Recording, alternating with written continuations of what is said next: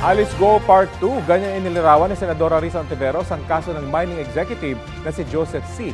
na inaresto kamakailan dahil sa pamimeke umano ng mga dokumento para palabasing isa siyang Pilipino. Nananawagan naman ang Philippine Nickel Industry Association na palayain na si C dahil illegal daw ang pag-aresto at pagkulong sa kanya. Narito ang aking report. Nang dakpin ng mga otoridad noong Huwebes ang negosyanteng si Joseph C., iginit nilang nameke siya ng mga dokumento para palabasing Pilipino siya at nakakuha ng Philippine passport. Very similar doon sa case ni former Bamban Mayor Alice Guo.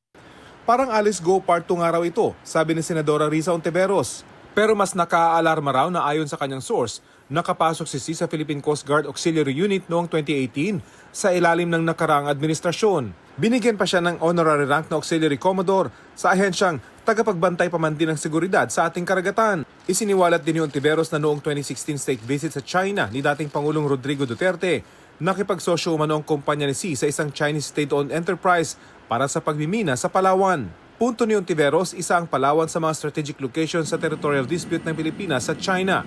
Tanong ng Senadora, ano ang totoong agenda ni C? Simpleng negosyo lang ba o may lihim pa siyang layunin? Tingin ni Ontiveros, kung totoong nagpapanggap na Pilipino si C, dapat agad siyang imbestigahan ng Senado.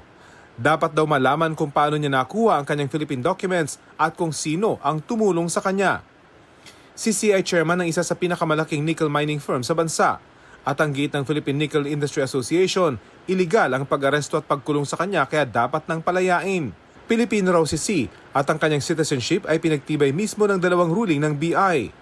Pero sabi rin ng BI noong isang linggo, tugma ang fingerprints ni C sa fingerprints ng isang Chinong may hawak noong long-term visa at alien certificate registration identity card.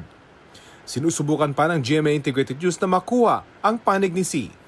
Rafi Tima nagbabalita para sa GMA Integrated News.